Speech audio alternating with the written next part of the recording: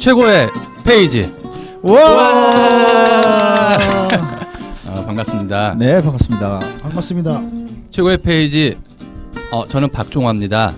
네, 반갑습니다. 내면의 현재를 깨우는 이동훈 코치입니다. 안녕하세요. 소통과 공감 유경철입니다. 어떻게 지내셨습니까? 잘 보냈고요. 네, 저번 주에 비로소 이제 그 몸무게 최종적으로 점검받고. 네. 그 프로젝트가 끝났었나요? 네, 끝났어요. 어떻게 결과가 났어요? 결과론적으로 6kg 빠진 것으로 결과가 났습니다. 6kg. 그럼 60만 원 받으셨어요? 네, 비용은 좀 그렇고요. 아무튼 네, 6kg로. 네. 성공했네요. 그 정도 성공한 거 아니에요? 네. 60만 원 벌었으면 좀 쓰셔야지. 그렇죠. 그러네요. 오늘 우리 아이에게 핸드폰 사주고 그랬습니다.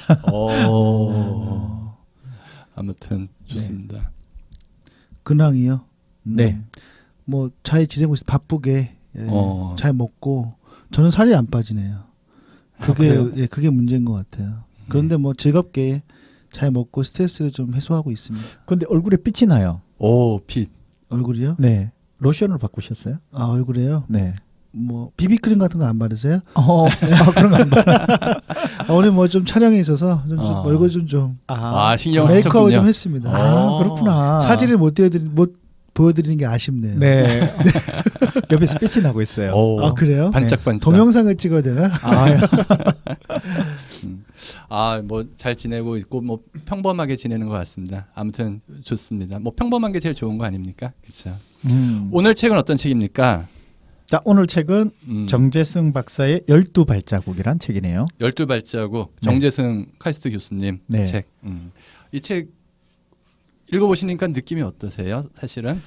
이 책이 원래 그 강의했던 것을 녹취록했던 것을 정리한 거잖아요. 12발자국이라는 게 12개의 강의인 거죠. 네, 12개의 강의를 들으면서 정말 12가지 관점으로서 이렇게 본 것 같아요.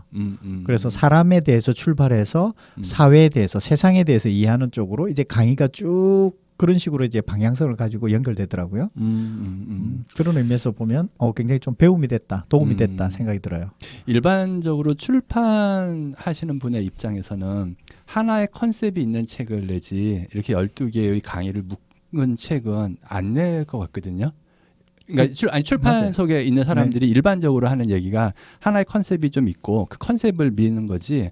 12개의 발자국 그러면은 사실은 이 12개의 발자국이 뭐 이렇게 돼 버리는데 이 책은 정재승 교수가 워낙 그 브랜드 파워가 있는 교수님이셔가지고 이 정재승 교수의 뭔가 파워로 잘 팔리는 책인 것 같아요. 네. 그래 출판사에서 보는 1번이 그거라면서요. 컨텐츠보다 사람을 본다면서요.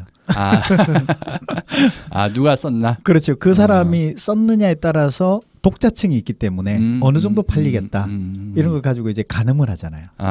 워낙 뭐 요즘에 유명해졌잖아요. 더 그렇죠. 더더욱 유명. 그래서 팬들이 많은 것 같긴 해요. 네. 아이스 신잡 나와서. 저는 그 TV를 안 봐가지고 거기서 엄청 떴어요. 그렇죠. 자파 박사. 네. 그렇죠. 하기는 이렇게 되게 연구도 열심히 하시고 세상과 소통도 열심히 하시고 뭐 보니까는 되게 열심히 사시는 것 같더라고요. 네. 아무튼 이런 훌륭하신 분처럼 우리도 열심히 살아야 될 것 같습니다. 살긴 열심히 사는데. 그러면서 오늘 잠깐 우리 박종화 대표랑 무슨 얘기를 했냐면 우리 삶에도 뭔가 좀 변화가 있어야 되지 않겠느냐. 그래서 아침 새벽에 한번 일어나 볼까? 라고 우리 이동훈 코치님께서 말씀하셨습니다. 네, 얘기를 했고요. 박종화 대표께서 하는 얘기가 그러면은 일찍 자는 게 중요하지 않겠냐. 이런 얘기를 했고요. 저의 의견이었습니다. 네, 그래서 이제 10시에 자면은 본인이 얘기하더라고요. 10시에 자면 한 2-3시쯤 되면 깬다고. 우리 정재승 박사는 10시에 자서 4시쯤에 깬다고 하더라고요.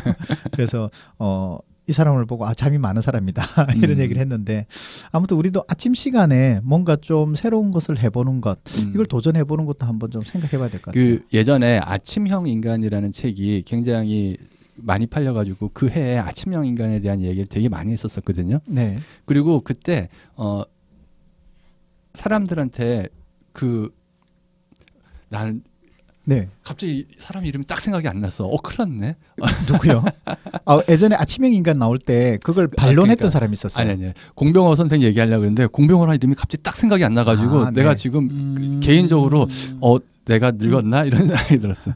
공병호 선생님이 그 당시에 사람들한테 자신의 생활 패턴을 이야기하셨던 게 있어요.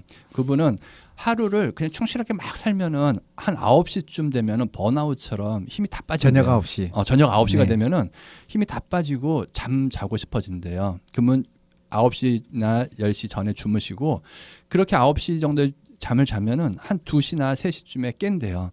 2시나 3시쯤에 깨면은 그때서부터 아침 먹는 한 8시 뭐 7, 8시까지는 혼자만의 시간이 확보된대요.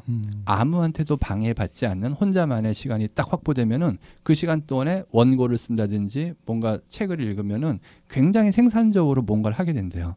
그렇게 생산적으로 그 시간을 보내고 아침 먹고 또 뭐 외부 강의 나가든지 뭐 일상을 시작하시는 그 생활 패턴을 이야기하셨었거든요. 그게 굉장히 인상적이었던 것 같아요. 네. 그래가지고 사람들한테도 많이 귀감이 되고 막 그랬었는데 저는 그렇게 못 살겠더라고요. 예전에 그 강사 중에 김미경 강사도 그런 얘기를 하잖아요. 새벽에 일어나서 자기가 이제 뭔가 공부를 하고 책을 읽고 뭐 이런 얘기도 했는데 그것과 반론을 건 사람 있잖아요. 그러니까 노는 게 창의력이다라고 얘기했던 김정훈 교수가. 김정훈 교수님. 가장 대표적으로 그분이 반론했던 게 그거였잖아요.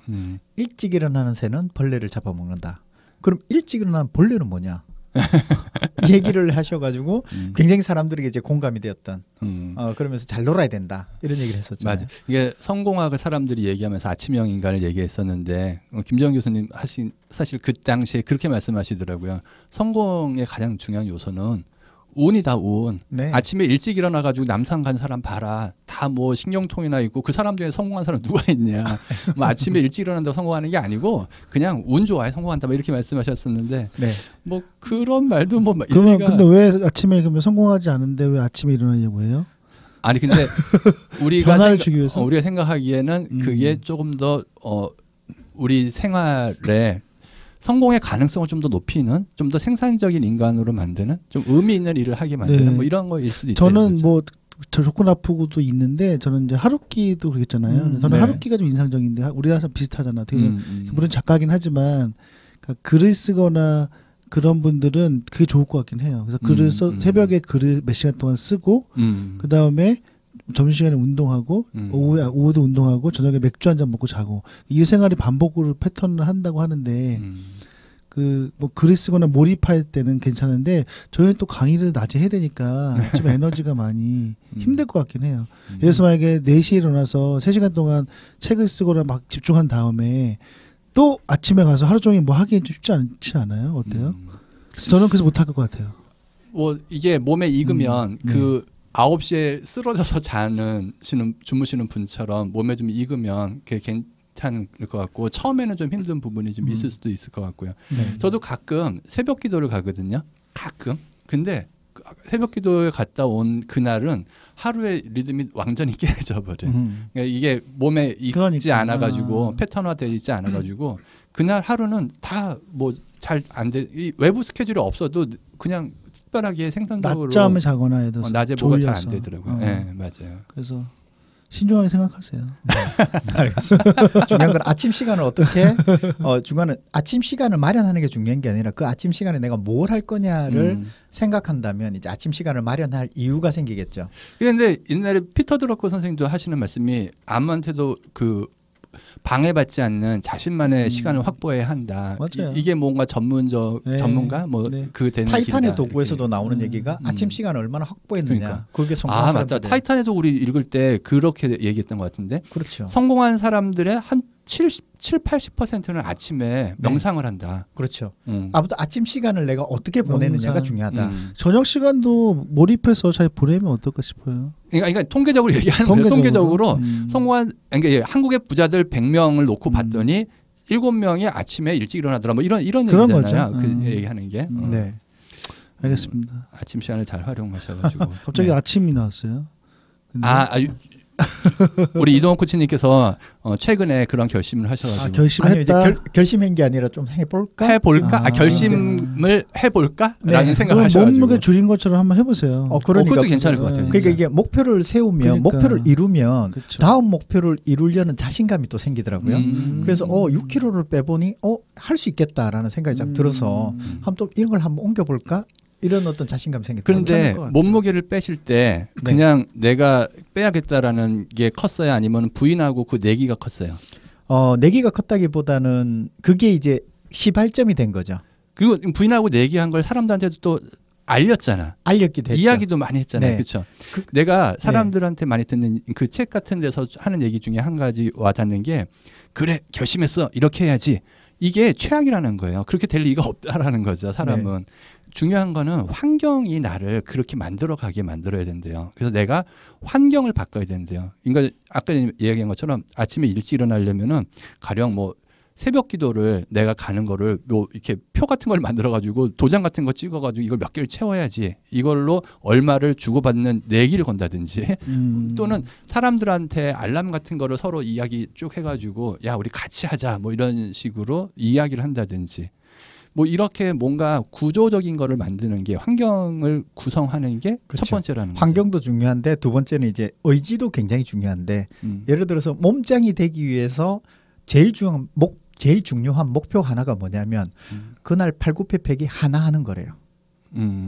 팔굽혀펴기 하나를 하면 몸짱이 된대요. 하나 하면은 네, 두 명이 왜냐하면 있으니까. 그렇죠. 많은 사람들이 팔굽혀펴기 하나 할 수 있잖아. 막상 하나 뭐 10개 하겠다, 20개 하겠다 생각하면 하나를 안 하게 되는데 하나 하겠다고 생각되면 하나 하지. 근데 하나를 하다 보면 2개가 하고 싶어진대요. 그래서 몇 개를 하게 된다는 거죠. 일단 한번 해본다. 그렇죠. 몸짱은 팔굽혀펴기 하나에서 시작한다. 네. 그렇군요.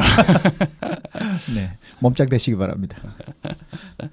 자, 우리가 이 강의가 12개의 강의가 있는데 이 12개의 강의가 뭐 나름대로 다 좋은 강의 같아요. 그리고 제가 이 책을 읽어보니까 우리 정재승 교수는 강의를 되게 잘하는 사람인 것 같다라는 생각이 들더라고요. 강의를 되게 잘할 것 같다. 그러니까 저는 사실은 다른 사람 강의 별로 들어본 게 별로 없고 정재승 교수님 강의도 들어본 적이 없어서 잘 몰랐는데 이 책만 보면 진짜 강의 잘하실 것 같더라고요. 네, 저도 이제 그분 강의를 들었는데 직접 들으셨죠? 네, 직접 마이크로 임팩트에서 강의했을 때 그때 한번 들었었어요.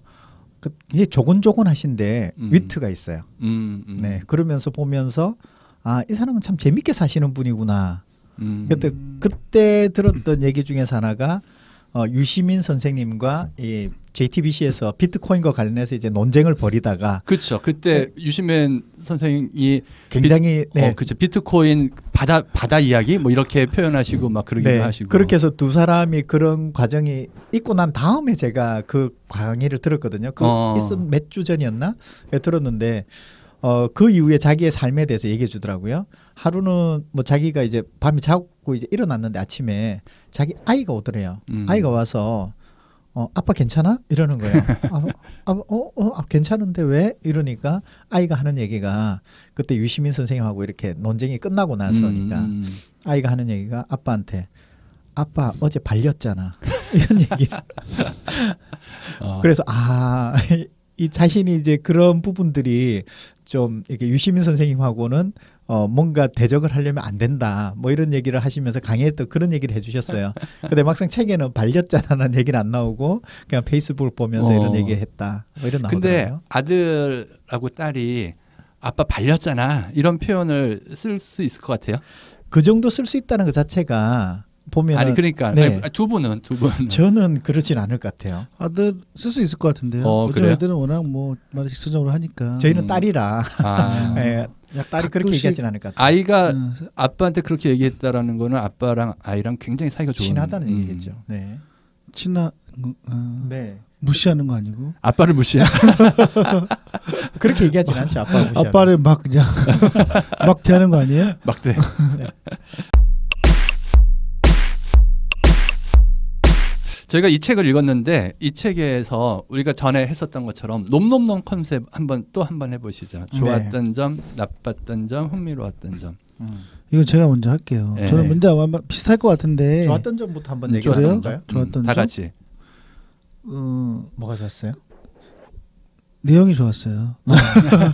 그런데 실제 저는 강의하는 내용 이게 특강이잖아요, 그렇죠? 12개의 특강인데 사실 이제 그거를 가감없이 약간 느낌이 이렇게 마치 워딩을 막 해서 그렇죠? 그 강의에 녹음한 거를 워딩을 해서 본인이 좀 편집한 느낌이 들 정도로 좀 생생한 느낌이 드는 것 같아요. 아 생동감. 예. 강의를 직접 듣는 듯한 그렇죠. 기분을. 그러니까 뭐 말투도 그렇고 그렇죠. 이게 맞아요. 문어체로 그렇죠. 내용 써가지고 실제 그거를 해준 것 자체는 만약에 실제 이제 이분의 강의를 들을 수 없는 분이 많잖아요. 실제로 그렇죠. 물론 유튜브에도 있긴 하겠지만 다 있지는 않으니까. 그래서 그런 분들이 봤을 때는 그냥 이렇게 책 한 권 읽으면 이분이 지금까지 했던 강의를 그냥 이렇게 잘 흡수할 수 있는 좋은 어떤 자료를 콘텐츠를 제공한 게 아닌가라는 생각이 들어서 그런 부분에서 되게 좋은 그 나눔을 해주신 것이 아닌가 하는 생각이 들어요. 직접 강의를 듣는 듯한 느낌을 많이 예, 좀 그런 느낌 중간에 들잖아요. 가로 열고 웃음, 예, 가로 닫고 그러니까 이런 그게 것도 그런 게 약간 좀 진짜 네. 쓴 것 같은 그러니까 느낌이. 같이 그 상황에 들어가 있는 것 상황에 같아요. 들어갈 수 있게. 근데 나는 웃음 썼는데 웃기지가 않던데 네. 혼자 웃는 것 같기도 하고 모르겠어요. 아마 감정이 그 없었겠죠? 상황이 그냥 글로 표현하는 거 말고 조금 더 있었을 것 같아요. 근데 이제 목소리 투나 우리가 강연할 때 그런 것들 그런 뉘앙스 때문에 웃음이 있을 수 있어요. 근데 이제 문자로 보니까 사실은 좀 웃기지 않은 것도 있는데 그것은 어떻게 뭐 목소리라든가 아니면 그 연출 또 바디랭귀지가 있으니까 네. 그래서 웃길 수도 있겠다. 그런 생각이 들더라고요. 네. 저도 여기서 좋았던 점이 그런 부분도 포함되고요. 그러면서 이제 다양한 이론을 접목해서 설명했던 것이 참 좋았던 것 같아요. 특히 이제 또 창의성과 관련해서 이렇게 얘기하는 부분에서 창의적인 사람들은 그러니까 창의적인 사람들이 이런 부분보다는 뭔가 성공했던 사람들을 보면 위험을 감수하는 사람이 아니라 위험을 관리하는 사람이다. 라고 얘기하면서 빌 게이츠 사례가 또 나와요. 빌 게이츠는 학교를 다니다 중퇴했잖아요. 근데 중퇴했을 때도 휴학계를 내고 자기 부모한테 또 다 얘기하고 그래서 어떻게 보면 자기가 위험을 감수한 것이 아니라 위험을 관리하는 차원에서 그러니까 다시 언제든지 이제 그 하버드로 다시 돌아갈 수 있도록 장치를 마련해 놓고 갔다라는 부분에서 정말 이렇게 창의적이지만 성공한 사람들을 보니 위험을 감수하는 사람이 아니라 관리하는 사람들이라 하면서 이제 그 얘기 나왔고요. 그러면서 요 책에서 또 얘기하는 것 중에 또 확 와닿았던 것 중에 하나가 나이가 들수록 선택지가 좁아진다. 이걸 보면서 우리 입는 옷을 보면은 비슷한 옷을 입기 시작해요. 어느 순간부터 색깔도 점점 감정입이 돼서 그렇게 느껴지시는 거 아니에요? 계속? 아니요. 딱 보면서 이제 나도 그렇구나. 그러니까 나도 그렇구나. 노래도 보면 더 이상 이제 신곡을 안 듣잖아요. BTS나 이런 노래 안 듣잖아요. 저는 멜론 배그 듣는데. 그렇군요. 항상 저는 그것만 들어요. 최신. 네. 역시 사고 좀 다른데요. 전 젊습니다. 그렇군요. 옷도 저는... 빨간 바지도 있고. 그러니까 우리 빨간 바지. 다 보이시죠? 저 빨간 바지에. 녹색 바지. 근데 배는 계속 파란색. 배는 계속 유지하시잖아요. 배는요? 아니 배는 집어넣을 수 있어요. 네. 아무튼 그런 거 보면서 우리에 대해서 좀 많이 공감되는 우리의 주변의 얘기들 그런 부분에서 나 자신에 대한 얘기에 대해서 어떤 논리적으로 잘 풀어냈던 것이 이 책의 가장 큰 좋은 점이 아니었나 생각이 듭니다. 저도 비슷한 게 좋은 게 느낀 것 같습니다. 이게 12개의 강의니까 강의를 하나 듣는 것도 기회가 많지 않은데 12번의 강의를 다 볼 수 있었다라는 게 되게 좋았던 것 같습니다. 네. 그러면 약간 뭐 특별하게 느끼신 부분이 있었나요? 이 책에? 좀 아니면 그냥 비평적으로 나쁜 부분. 저는 아쉬운 부분. 이게 뭐 내용 자체도 좋고요. 그런데 저는 이 생각이 들었어요. 이제 우리가 흔히 얘기하는 그러니까 보통 과학자분들이 제가 예전에 어떤 모 과학 쪽에 있는 교수님 만났을 때 이게 너무 이렇게 쇼잉한다고 그래야 되나요? 그러니까 이렇게 과학자인데 그걸 너무 이렇게 대중성에 영입해서 실제 상업적으로 돈을 버는 그런 강연하는 분들을 비판하는 제가 글도 봤는데 그 얘기도 듣고 저는 이제 이분이 그런 것 같지는 않아요. 그렇게 뭐 자기 연구를 게을리해서 그렇게 하는 과학자 같지는 않고 그런데 굉장히 어떻게 보면 좋으면은 센스 있게 트렌디한 것들을 잘 과학과 연관해서 좋은 강의를 해준 거고 또 하나는 약간 여러 가지 코드가 상업적인 걸 굉장히 의도한 게 좀 많이 저는 들어갔어요. 그래서 대중이 되게 좋아할 만한 근데 그게 뭐 단점이라고 할 수도 있지만 장점일 수도 있기 때문에 뭐 좀 애매한 선상에 있는데 그 부분에서 과학자들이 싫어하지 않을까라는 생각이 좀 G2인가요? G2일 수도 있고 그러니까 그럴 거라는 생각이 좀 들었어요. 근데 제가 개인적으로 생각해 보면 30대 40대 젊은 교수가 어디 가가지고 대중적인 이야기를 하는, 자기 연구 분야가 있는데도 대중적인 이야기를 하는 거는 굉장히 꺼려지는 일일 것 같아요. 내가 과학자인데 뭔가 이렇게 대중적인 이야기를 한다라는 건 되게 꺼려지는 일일 것 같다라는 게, 뭐 세계적인 연구 성과를 낸다든지 뭐 대단한 업적을 이루어서 사람들한테 조명을 받아서 그 업적에 대해서 이야기를 하기 시작하면서 한다 그러면 좀 자연스럽지만, 그런 게 아니라 그러면은 나서기가 굉장히 꺼려지거든요. 근데 그때 나설 때는 어떨 때 나서게 되냐면은, 나를 희생해 가지고 사람들한테 과학에 좀이라도 좀 흥미를 줄 수 있으면 나를 희생해서라도 조금 나선다, 이런 부분이 또 있을 것 같아요. 그런 관점에서 내가 지금 쪽팔리기도 하고, 누군가 뭐 요즘에는 김영란법 때문에 강사료도 많이 받을 수 없는 상황도 되고, 뭐 그 전에는 많이 받으셨겠지만, 그 뭐 그런 거 생각해 보시면은 뭐 꼭 돈 때문도 아니고 자기의 뭔가 소명이다. 이건 과학을 사람들한테 많이 친숙하게 뭔가 접점을 만들어야 되는데, 내가 그런 역할을 할 수 있는 상황이니 나는 나서기 싫지만 한번 나서야겠다. 뭐 이런 사람도 있을 거잖아요. 뭐 과학의 대중화를 위해서 본인이 그런 미션을 갖고 있다면 그건 정말 좋은 케이스죠. 아니면 이렇게 해가지고 나중에 정치라도 좀 하려고, 이런 사람이라 그러면 나쁜 사람이지만, 아니면 솔직히 돈을 많이 벌 목적이 있는 거 아닐까요? 사실 뭐 제가 알기로는 그런 얘기는 들었습니다. 이건 뭐 그냥 뭐 비하인드지만, 예를 들어서 이제 김영란법 때문에 서울대 이런 교수님들은 국립대 돈 많이 못 받으시죠? 그랬더니 무슨 소리예요? 그러더라고요. 그래서 다 받으신대요. 많이. 어떻게 받아요? 그랬더니 이건 뭐 사실인지 저는 확인은 안 됐어요.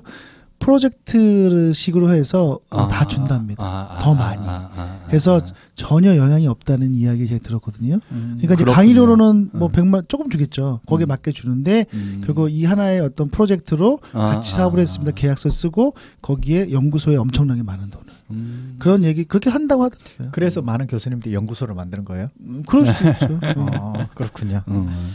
저는 이 책을 보면서 좀 아쉬웠던 것이 그 시스템의 문제라고 얘기했던 것들, 예를 들어서 스타트업과 뭐 청년 실업에 대한 문제를 얘기하지만 다른 부분에 대해서는 뭔가 어떤 굉장히 좀 문제를 잘 찾아내고 그거에 대해서 이제 학술적인 부분을 잘 찾아내지만, 결과론적으로 시스템의 문제가 있기 때문에 우리가 지금 그런 부분이 어렵다 하면서 시스템으로 뭔가 몰고 갔던 부분들이 그래서 시스템이 뭐냐를 좀 더 파헤쳤다면 이 책에서 좀 더 가려웠던 부분이 좀 긁어졌을 텐데, 어떻게 보면 우리나라가 가지고 있는 시스템, 이런 구조적인 문제 때문에 사실은 우리가 어렵다라는 것으로만 그냥 마무리해버렸던 것이 오히려 이 책에 대해서 약간 좀 오게티라고 해야 되나? 개인적으로는 그게 좀 아쉬우셨군요. 네.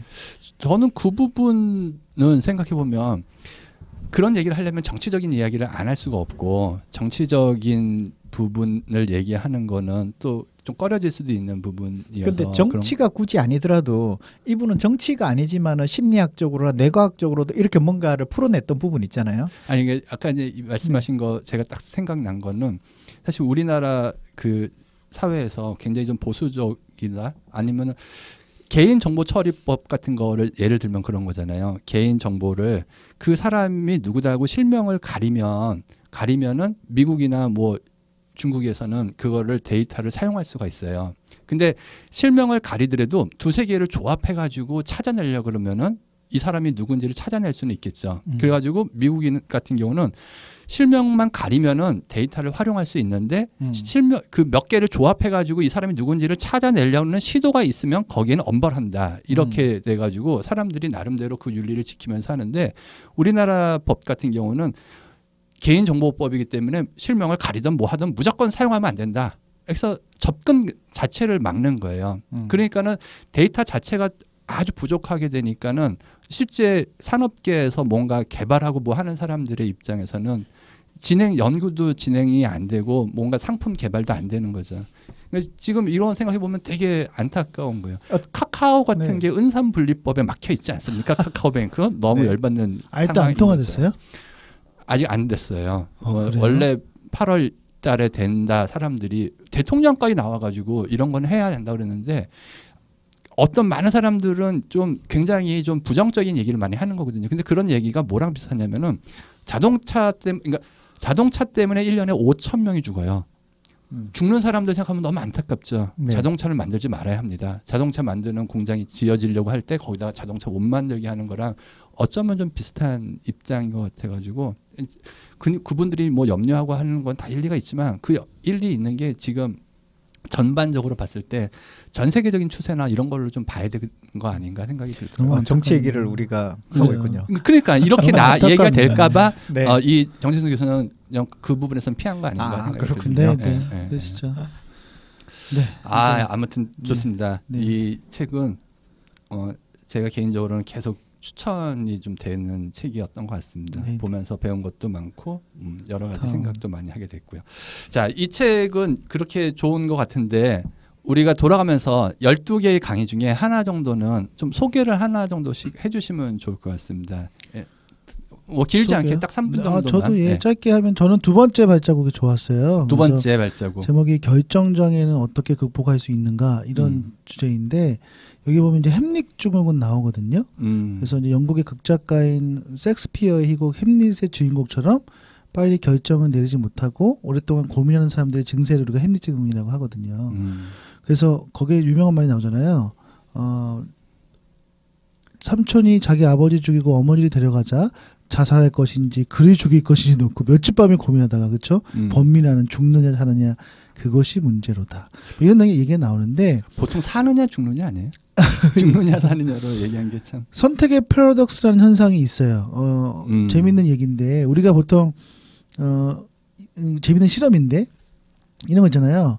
그 캘리포니아의 그 컬럼비아 대학과 스탠퍼드 대학교 연구진이 조사한 연구한 건데 우리가 진열대 계산대 있잖아요. 거기에 있으면 잼을 놓잖아요. 잼을 놓다고 해볼게요. 그러면 6종류의 잼이 있고 24종류의 잼이 있어요. 그럼 어떤 게 놨을 때 더 장사가 잘 될까요?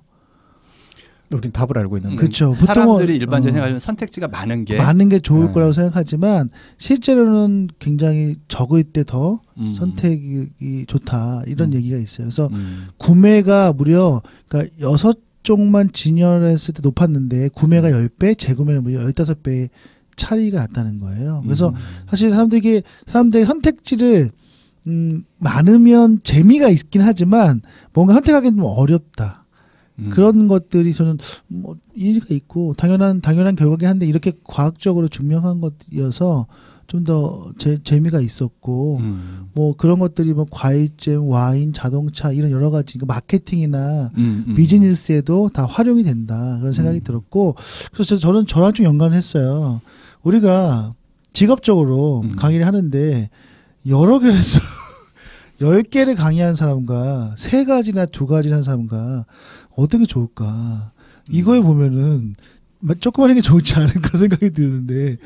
그러니까 제가 볼 때 이런 것 같아요. 10개 10개 컨텐츠를 가지고 테마를 가지고 강의하시는 분은 젊었을 때 좋고 나이가 들어서는 3개를 하시는 분이 좋고. 아, 왜요? 나이 때 다 다른가요? 왜냐하면 그 젊었을 때는 신입 사원들 같은 거 다양한 것이 필요하잖아요. 새로운 것들이 많이 필요하니까 그때는 다양한 컨텐츠를 가지고 있는 사람들이 좀 더 많이 불릴 가능성이 있고 그러니까 나이가 들어서는 그 사람에 대해서 다양한 걸 듣고 싶진 않아. 우린 전문가의 얘기를 듣고 싶은 거지. 그렇군요. 그래서는 그럼 2-3개를 줄여야겠네. 이제 우리 나이가 있잖아요.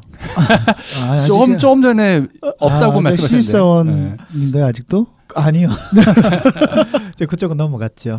네. 그렇군요. 그래서 저는 이런 인사이트를 얻었어요. 제가 막연하게 생각을 했지만 좀 과학적으로 너무 선택지를 많이 줘도 사람들이 혼란스러워하겠다. 이 사람은 뭐 다양하게 뭔가 재능이 있긴 하지만 전문성이 좀 부족하지 않을까. 이런 것들이 여기에도 이렇게 햄릿증후처럼 이런 게 나와 있지 않나. 그래서 지식의 저주라는 얘기가 그런 것 같아요. 많이 알수록 행동이 떨어진다. 머뭇거리게 되겠죠. 제가 너무 많이 아나 봐요, 그러면. 그래요? 네. 살 빼지 못하는 이유도 그거예요? 그런가 봐요. 너무 많이 알아서. 우리는 단순 무식 가격인데. 맨날 살만 얘기하세요. 지금 자랑하시는 건 저 때문에? 살 뺐다고? 빼고 얘기하세요. 살 빼지 않은 자는 논하지 말라. 그렇죠. 진짜 너무하네요. 패스 빨리 하세요. 네. 저는 여기에 그 11번째 발자국이에요. 수능하지 않은 사람들은 어떻게 세상에 도전하는가. 여기에 보면 굉장히 흥미있는 실험이 있어요. 뭐냐면 창업하여 결국 성공한 사람과 실패한 사람들은 과연 어떤 전략을 취했을까? 이걸 가지고 1994년부터 2008년까지 기업가가 된 20대에서 50대로 구성된 5,000명을 추적 조사했어요. 이것을 위스콘신 대학의 조지프 라피라는 그리고 이제 지혜 펑이라는 박사팀이 이 질문에 대해서 답하기 위해서 조사를 해봤는데 흥미롭게도 한 4가지 정도가 나왔어요. 첫 번째가 뭐냐? 여러분도 한번 생각해 보시면 좋겠는데 내가 과연 내 일을 창업을 하는데 성공하기에 가능성이 있는가? 첫 번째가 재정적으로 궁핍이 직장을 계속 다니느냐 마느냐를 결정하는데 큰 영향을 주지 않았다고 합니다. 예를 들어서 내가 직장을 다녀야 되는데 돈 때문에 어쩔 수 없이 다녀. 이렇게 하는 사람들은 사실은 그 부분은 별로 없고요. 그게 아니라 나는 재정적으로 별로 영향이 없어. 회사를 그만둬도 되고 그렇지 않아도 되는 나의 재정적에 대해서는 그렇게 큰 영향이 없어. 라고 생각하는 사람들이 있었다는 거죠. 그 사람들이 이제 창업에 성공하는 사람의 첫 번째 조건이었고요. 두 번째는 가계소득이 굉장히 높은 사람이나 고액 연봉자는 직장을 그만두고 창업에 전념할 가능성이 높다고 생각했지만 사실은 높은 소득과 창업에 전념하는 가능성은 상관관계가 없다라는 것. 이것이 밝혀졌던 것이 두 번째고요. 세 번째는 창업에 전념한 사람들은 사실은 자신감을 가진 위험 감수자들이고 직장을 계속 다니면서 준비하는 사람은 위험 회피자들이라는 거죠. 그래서 본다면 위험에 대해서 개인의 성향을 보여주는 의사결정 문제였다라는 것이 어떻게 보면 그 사람들에 대한 특징들을 한번 봤고요. 마지막 네 번째가 직장을 다니면서 창업한 사람들의 성공 확률이 좀 더 높았다는 겁니다. 그리고 실패 확률이 33% 정도 낮았다는 거죠. 그런데 이것을 보고 아이는 직장을 다니면서 준비했느냐 아니냐보다 창업자가 위험에 어떤 방식으로 대응하는가의 성향과 좀 더 깊은 관계가 있다라는 것이 이 조사에 의해서 나온 겁니다. 그러니까 이게 지금 창업을 할 때, 네. 창업을 준비할 때 직장을 다니면서 준비하느냐, 아니면 직장을 그만두고 준비하느냐. 이것이 중요하지 않고 창업자가 위험에 어떤 방식으로 대응하느냐가 좀 더 중요하다. 이거라는 거죠. 그래서 위험을 이렇게 뭔가 뛰어드는 사람보다는 위험을 관리하는 것이 중요하다라는 것이 이제 이 책에도 또 나오는 내용입니다. 그렇죠. 무조건 위험을 테이킹하는 게 아니라 네. 그냥 관리하는 게 중요한 요소다 이런 거죠. 그렇죠. 네. 스님. 저는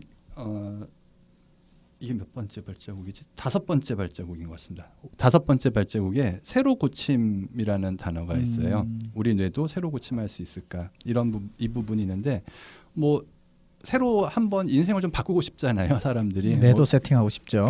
그렇죠. 리셋하는 것처럼 리셋. 뭐 하는 거 싶은데. 그럼 더 빨라질 것 같아요. 인생을 리셋하는 최근 드라마가 있었어요. 아는 와이프라고. 한지민 나오고 지성 나오고. 그래가지고 과거로 가는 거예요. 뭐 바꾸는 거죠. 그런 드라마처럼 내가 뭔가 지금 여태까지 이렇게 살았는데 결심했어. 이렇게 한번 해봐야지. 뭐 이런 거잖아요. 뭐 그런 것이 왜 뇌과학적으로 사람들이 잘 안 되는가 이런 것에 대한 검증 뭐 이런 여러 가지 이야기가 있는데 이 부분이 저는 되게 좋게 받아들였던 것 같습니다. 이 중에 하나 정도를 소개하면은 우리가 전체적으로 한 20% 정도는 새로운 곳에 좀 열어두는 게 좀 필요하다 이런 건데요. 원숭이 갖고 실험을 한대요. 원숭이 4마리를 넣고 장대에다가 바나나를 넣고 4마리를 굶기는 거예요. 4마리를 굶기면 원숭이가 장대에 바나나가 있으니까 이틀 굶었으니까 막 쫓아 올라가서 먹으려고 하죠. 그럴 때 물을 쏟는데요. 물을 장대 한 중간쯤에.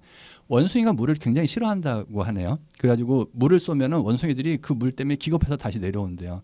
그래가지고 그 다음부터는 다시 올라가려고 마음을 못 먹는데 이 4마리 중에 2마리를 교체하는 거예요.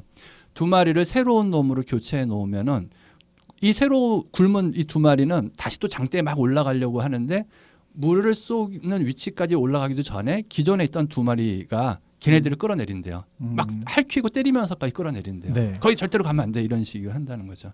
그리고 이제 원래 있었던 애 2마리를 빼고 새로운 2마리를 넣으면은 그 물을 맞는 것을 경험해 본 적이 전혀 없는 원숭이 4마리로 채워져 있는데도 그 장대에 못 올라간다라는 거예요. 네. 그러니까 이게 하던 대로 사람들은 계속 하게 된다. 이런 네. 것들을 보여주는 사례인데 이게 우리한테도 그런 거 아닌가 생각이 사실 들더라고요. 그 사례가 확인된 바는 없다라고 맞아요. 얘기해요. 확인된 바는 없지만 그래도 우리한테 좀 인사이트를 주는 준다. 내용인 것 같아. 거죠. 그러니까 이게 제가 이거 읽으면서 많이 사람들이 하는 사례가 커티베어를 얘기하잖아요. 그 우리 자판 그 네. 모니터 아니 뭐지 이거를 자판이라 그러나요? 키보드에 커티베어를 하는 이유가 예전에 타자기 성능이 안 좋았을 때 손을 너무 빨리 움직이니까 이게 꼬이니까 손을 좀 늦게 움직이게 하려고 좀 어려운 베어를 일부러 했다라는 거거든요. 네. 근데 이제는 기계식이 아니라 전자식으로 충분히 더 빨리 할 수 있기 때문에 그 베어를 바꿔도 되는데 한번 이렇게 했으니까 원래 하던 대로 해. 뭐 이렇게 가는 이런 거라는 거죠. 그러니까 새로운 신입이 와서 뭐 왜 그렇게 해야지? 저렇게 한번 해보면 어떨까요? 그러면은 야 그냥 하던 대로 해. 이렇게 하는 거죠. 이제 학습된 무기력 이런 그렇죠. 것도 학습된 연관되죠. 무기력. 그렇죠. 네. 그래서 근데 한편으로 생각해 보면은 기존의 방법을 잘 배우는 게 학습 능력이 있다. 사람들이 이렇게 얘기하는 거거든요. 학습 능력이 있다라는 거는 기존의 방법을 잘 배운다라는 건데 기존의 방법도 잘 배우면서 한편으로는 탐색을 좀 해야 된다는 거죠. 새로운 탐색. 그러니까 기존의 방법을 한 80% 하고 새로운 것에 한 20%를 열어두는 게 필요하다는 생각도 들고요. 이 책에 그 머릿말에서 정재승 교수가 어떤 사례를 가지고 하나 또 이야기를 시작한 게 있냐면은 유명한 사례 중에 하나가 구글에서 직원을 뽑을 때 고속도로에다가 간판 만들어놨다는 거잖아요. 네. 오일러 숫자 중에 10개의 숫자가 연속으로 나오는 것 중에 첫 번째 소수라고 해놓고 .com 이렇게 광고판을 세워놨어요. 네. 저게 도대체 뭘까 사람들이 했는데 실제로 그 숫자를 집어넣으면은 첫 번째 단계를 통과하셨습니다. 당신 구글에 입사 첫 번째 단계를 통과하셨습니다. 축하합니다. 이제 두 번째 단계로 들어가시죠. 뭐 이렇게 메시지가 나온다는 거거든요. 네. 근데 이게 실제로 광고판에 이 문제를 풀면 당신은 구글에 입사할 수 있습니다. 이렇게 되어 있는 게 아니거든요. 그냥 뜬금없이 그냥 오일러의 수 중에 10번째 숫자로 되어 있는 소수 .com 이렇게만 되어 있는 거예요. 그러니까 우리 같은 사람이 지나가다가 보면은 그걸 볼 때 사람들은 굉장히 호기심을 느낀다는 거죠. 저게 뭐지? 하고 해보고 싶은 마음이 생기는데도 한편으로는 억제력이 생긴대요. 야, 그런데 허튼 시간 쓰지 말고 지금 하던 일을 해. 이렇게요. 실제로 그걸 하려면은 뭐 C나 C++이나 뭐 내가 웬만한 프로그래밍 언어를 할 줄 알아야 되고 그걸 가지고 1시간이나 뭐 사람 빨리 하는 애들 이 젊은 친구도 있겠지만 1시간이나 2시간의 시간을 투자해야지만 그걸 접근할 수 있는 건데 그런 호기심에 시간을 투자하는 사람보다는 쓸데없는 시간 낭비하지 말고 하던 일이나 해. 그게 뭔지도 모르잖아. 이렇게 돼버린다라는 거죠. 우리한테는 그런 호기심도 좀 필요한 것 같고 억제력도 필요한데 한편으로는 두 가지를 좀 다 하는 게 필요하고 한 20% 정도는 호기심에 시간을 좀 쓰는 게 좀 필요하다. 이런 내용이었습니다. 그렇네요. 20%면 얼마 정도를 열어야 되나요? 20%? 네.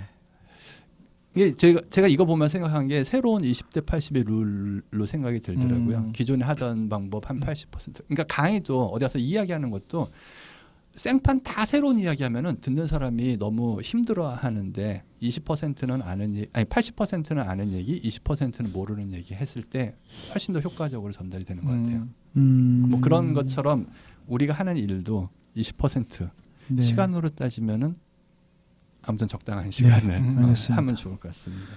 네. 자, 이제 최고의 페이지로 넘어가 보시죠. 네, 최고의 페이지. 제가 최고의 하겠습니다. 페이지. 최고의 페이지.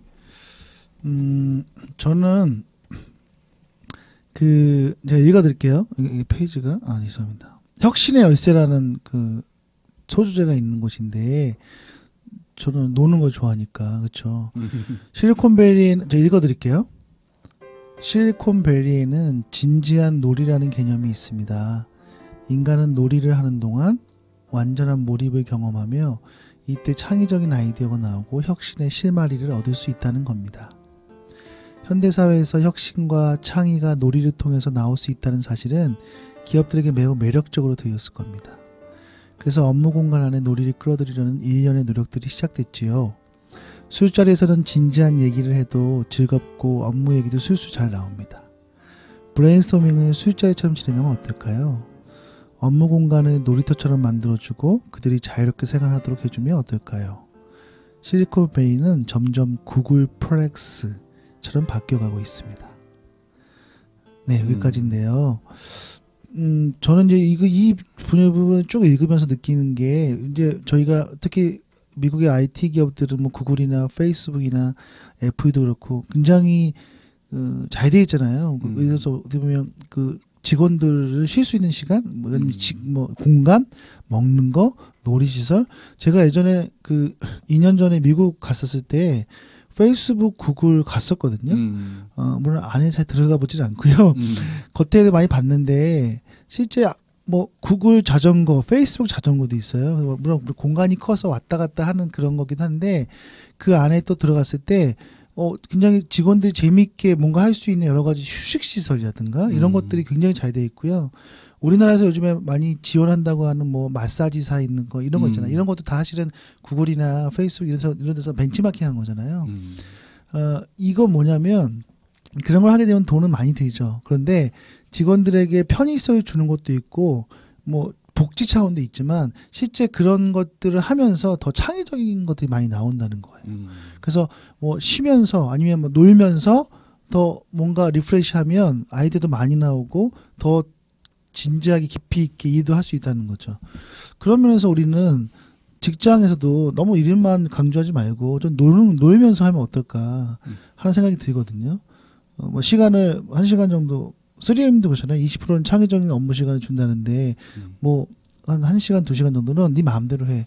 그래서 뭐 놀든 말든 게임을 하든 뭐 잠을 자든 그렇죠?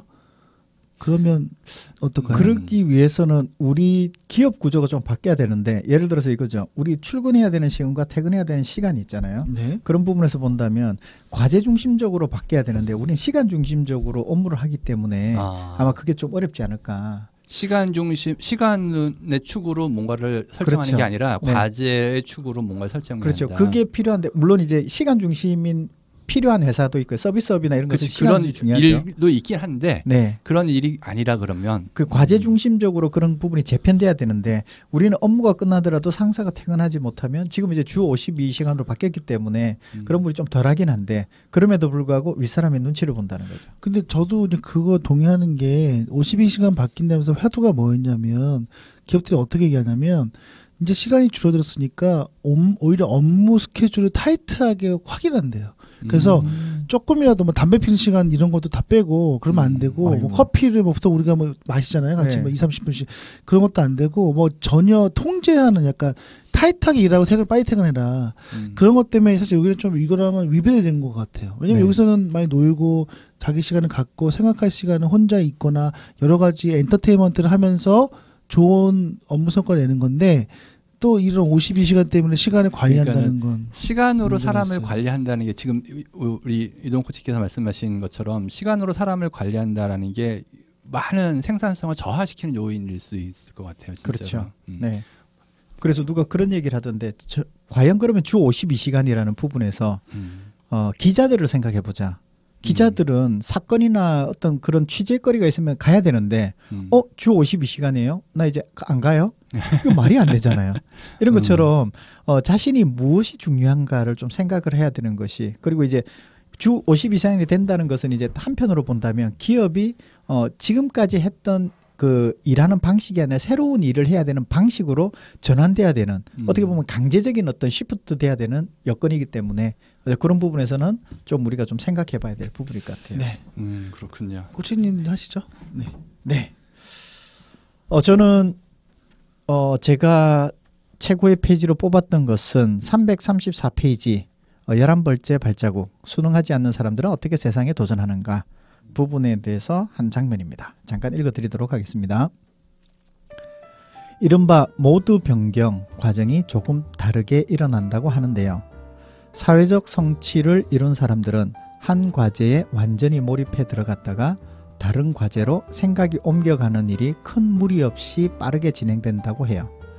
성취를 이룬 사람들은 두 가지 과제를 동시에 수행할 때 깊이 들어가는 정도가 확 올라갔다가 다른 과제 모드로 변경되면 금방 빠져나오면서 확 내려가는 현상이 벌어집니다. 제가 이것을 보면서 한 회사가 기억났습니다. 생각이 났는데 그 회사는 어떤 걸 하냐면 사람들에게 직원들에게 책을 읽어라 라고 얘기를 해요. 그러면 책을 읽으면 사람들이 반발하죠. 그럼 내 업무 시간인데 왜 책을 읽게 하냐. 그래서 CEO가 다시 얘기했어요. 업무 시간에 봐라. 빼주겠다. 그러니까 사람들이 이제 30분을 빼주고 이러니까 이제 자기들이 내려와서 책을 보더라는 거죠. 그러면서 거기 같은 경우는 여행업을 하는데 이게 굉장히 이제 그 교육도 많고 책도 봐야 되고 아무튼 할 일이 많아요. 그러면서 사람들이 뭐라고 불만을 얘기하냐면 이런 걸 여러 가지 하다 보니 내가 업무에 집중할 수가 없어요라고 얘기하더라고요. 그런 걸 보면서 이제 한편으로 이 문장을 보면서 아, 업무에 집중을 하고 뭔가 성과를 만들어내는 사람들은 모두가 빨리 전환되는구나. 모두가 천천히 전환되는 사람들은 업무의 성취가 그렇게 많지는 않구나.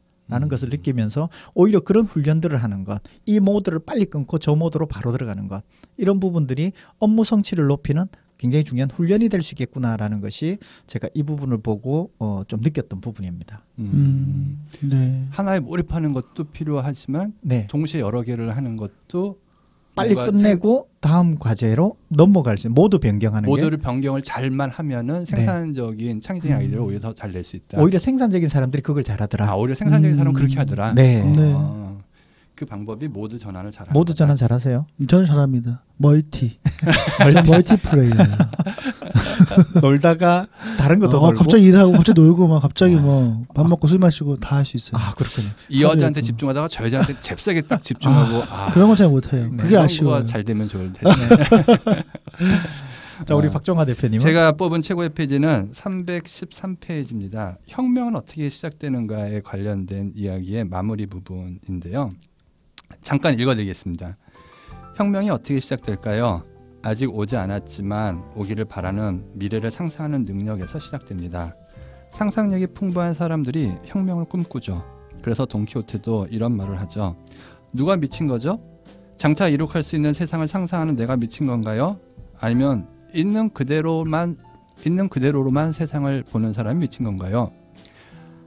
아직 오지 않은 하지만 왔으면 하는 미래를 위해서 이 거대한 세상에 헛되게 싸우는 이상주의자 돈키호테의 열정이 우리에게도 절실히 필요합니다.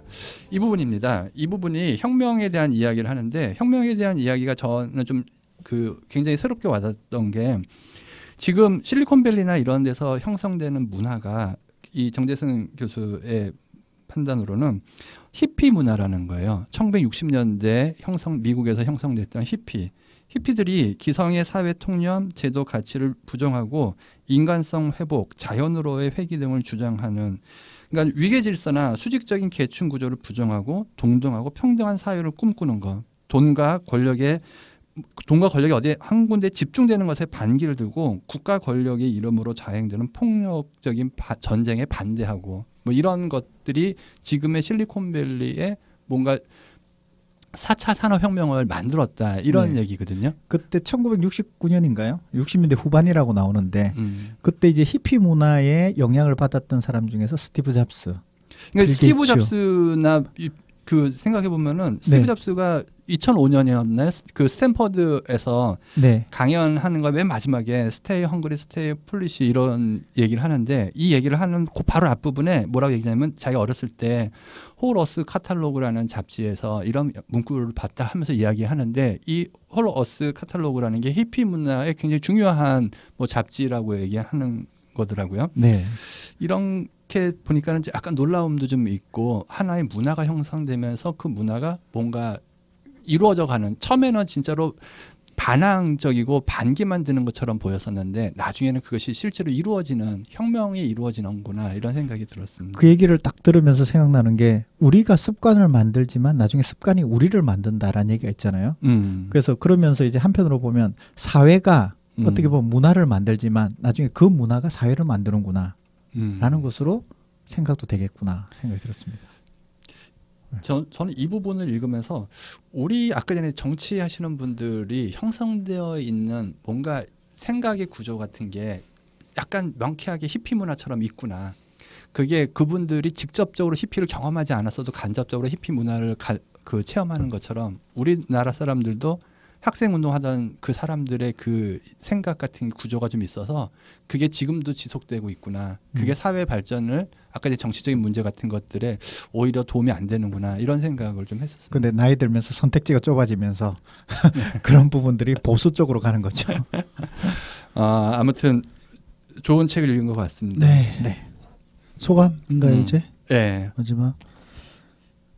전체적으로 뭐 저희가 이 책은 다들 좋게 읽으신 것 같아요. 저도 되게 도움 받았고, 되게 강연이라서 저는 이제 저희도 직업적으로 봤을 때 강연을 좀 어떻게 해야 되는지에 대한 약간 느낌, 굉장히 좀 재미도 있으면서도 약간 근거를 기반해서 흥미롭게 뭔가 끌어내는. 사실 우리가 강연을 하면 보통 뭐 자기 보통 경험을 얘기하고 좀 뭐 스토리텔링 되고 뭐 눈물 짜고 아니면 뭐 되게 그런 비극적인 것들 뭐 이런 것들 많이 있고 아니면 막 웃기거나 아니면 굉장히 가볍고 느낌이 되는데, 사실 이분은 굉장히 좀 지혜로운 게 본인의 어떤 직업적인 것 사이여서 과학적인 근거를 갖고 그 근거를 사람들이 좋아하는 메시지를 잘 접목한 것 같아요. 그래서 강연의 어떤 컨텐츠 기술을 굉장히 잘 본인이 발휘한 그러한 능력이 있는 것 같아요. 그래서 그런 면에서 굉장히 인상적이고, 또 그런 것들이 어필돼서 지금까지 이렇게 성공으로 하지 않았나 그런 생각이 들었습니다. 그런 면에서 굉장히 인사이트를 얻었습니다. 네. 코치님은 저는 어떻습니까? 이 책을 보면서 우리가 예전에 1+1은 2다 라는 것을 배웠어요. 이렇게 해야 돼. 성공하려면 이렇게 해야 돼. 라는 얘기를 듣다가 갑자기 왜 1+1은 2가 돼야 될까? 3은 될 수 없을까? 5는 될 수 없을까? 이런 부분에 대해서 반론이 생겼다가 그러면서 창의성이라는 거죠. 이제는 뭐가 되냐면 왜 우리가 1+1에 대해서 답을 해야 되지? 1+1이 뭐지? 라는 부분에 좀 근원적인 질문을 했던 것 같아요. 그러면서 이 책을 보면서 이제 그런 부분들, 그래서 근원적인 질문들, 1+1을 왜 해야 되지? 우리가 왜 이런 부분들이 왜 리셋이 안 되지? 이런 것부터 우린 좀 바꾸고 싶은데 왜 안 될까? 이런 부분에 대한 내용들이 실리면서 우리가 좀 더 근원적으로 좀 더 고민해 봐야 될 것들이 이 책에서 12발자국이라는 걸 통해서 좀 생각해 보게 되는, 다시 돌아보게 되는 그런 책이었던 것 같습니다. 네. 코치님 이야기를 듣다가 옛날에 집합론 시험에 1+1이 2임을 증명하시오, 이 문제 나왔던 게 생각이 나요. 굉장히 어려운. 네. 이 책, 저는 책이 기본적으로 좋았고요. 강연을 볼 수 있어서 더 좋았던 것 같습니다. 그리고 아까 말씀드린 것처럼 강연을 볼 만한 기회가 많지는 않았었던 것 같은데, 강연 하나를 다 보는 거를 12번이나 봤으니까 그게 참 좋은 것 같고, 또 강의하는 사람의 입장에서 보니까 이렇게 강의하면 좋겠구나 하는 뭐 소재나 또는 말씀하신 스타일이나 뭐 그냥 이야기로 지나가지 말고 좀 근거를 좀 제시한다든지 뭐 이런 부분에서 뭐 좋았던 강사들에게도 굉장히 도움이 되는, 강사들한테 도움이 될 것 같습니다. 네. 자, 오늘은 좋은 책 잘 읽었습니다. 잘 읽었습니다. 네. 다음번 이야기를 한번 간단하게 소개하면은, 다음번에는 이상은 저자. 오십니까? 네, 몸짓 읽어주는 여자라는 책의 저자인 이상은 씨를 요즘에 TV 많이 나오시잖아요. 그래요? 그죠, 핫한 강사님이세요. 네. 예쁘시고. 그렇죠. 네. 이상은 저자를 모시고 몸짓 읽어주는 여자라는 책에 대해서, 그러니까 우리가 몸짓 이런 것에 대해서 이야기를 좀 많이 조심해야 되는 거 아니에요? 몸짓을. 그러니까 우리가 실제로 몸짓을 어떻게 하는 거가 어떠한 심리에서 나오는 건가, 뭐 이런 거 들어보면 재미있을 비언어 것 커뮤니케이션이에요. 비언어 커뮤니케이션. 바디랭귀지 뭐 이런 우리 소통과 공감에 또. 네, 그래서 그 분야인데 어떻게 보면 소통이죠. 네. 그 분야에 있는 하나의 어떤 그 분야인데 그 전문을, 그 분야를 굉장히 많이 오랫동안 깊이 파신. 그래서 뭐 재미있는 여러 가지 에피소드도 있을 것 같아요. 다음 시간에 유경철 대표의 또 활약을 또 볼 수 있겠군요. 그럴까요? 네, 알겠습니다. 자, 오늘은 좋은 시간이었고 어떻게 마칠까요? 12 하면 발자국 하면서 마치나? 네, 그렇게 하시죠. 약간 그 아이디어가 없는 이야기지만 그냥 진행하겠습니다. 12 발자국! 와! 감사합니다. 감사합니다. 수고하셨습니다.